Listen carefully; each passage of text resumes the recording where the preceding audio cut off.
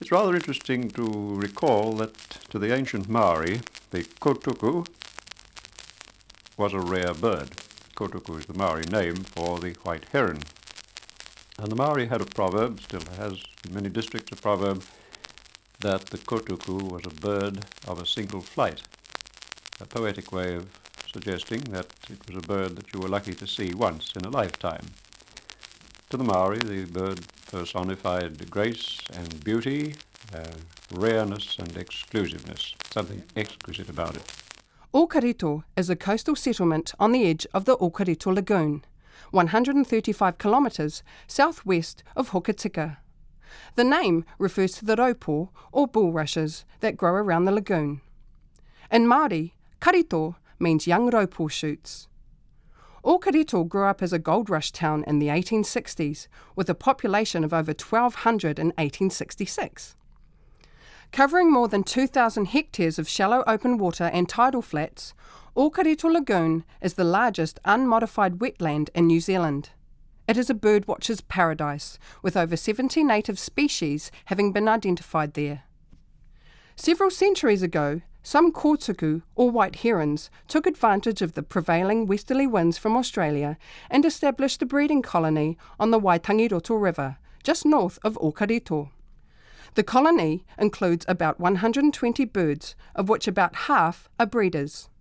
The population has increased since nearly reaching extinction in the 1940s, but is still precarious. White herons disperse widely during winter before returning to Waitangiroto to nest in August and September. Females lay 3 to 5 pale blue-green eggs in September or October, and both sexes share incubation. When the chicks hatch, they are fed by both parents for about 40 days. They disperse from the colony 3 weeks later and may live over 20 years.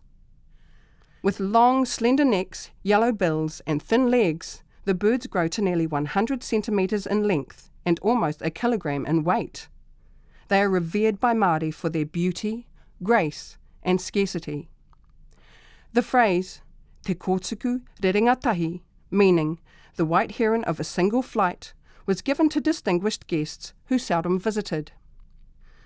Māori captured individual kōtuku, but ensured that the total population remained sustainable. Birds were kept in cages, and the long white breeding feathers were occasionally plucked for use as adornments. When European settlers discovered the kōtuku colony in 1865, vandals destroyed the nests and eggs, and the feathers were taken for women to wear in their hats. By 1940, there were only 4 nests left. However, steps were taken to protect the area, and in 1976 it eventually became the Waitangiroto Nature Reserve. Surrounded by swamps and rivers, the kōtuku colony has some natural protection, although not enough to prevent stoats and harrier hawks preying on chicks. To help these young white herons survive, the Department of Conservation runs a stoat trapping program. Since observation began in 1944, the number of recorded nests reached a high of 65 in 1981. From then, the number of nests has remained at around 40 to 50. Since 1950, the westerly airflow to New Zealand has increased, causing more storms and greater rainfall in Westland, especially in summer. These have destroyed nests and killed chicks. Limited numbers of tourists can visit the colony during the breeding season. The birds are viewed from a height across the river to avoid disturbing them. During the summer, groups also visit the colony, departing from the small town of Whataroa. A jet boat takes them close to the colony, where a boardwalk allows a leisurely inspection without disturbing the birds.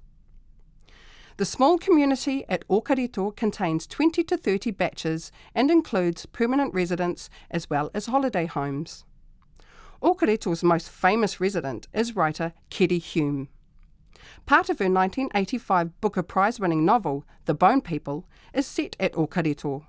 She also writes about catching whitebait in the nearby lagoon. However, she recently announced she was leaving her Ōkarito home of almost 40 years as local body rates rises meant she couldn't afford to live there.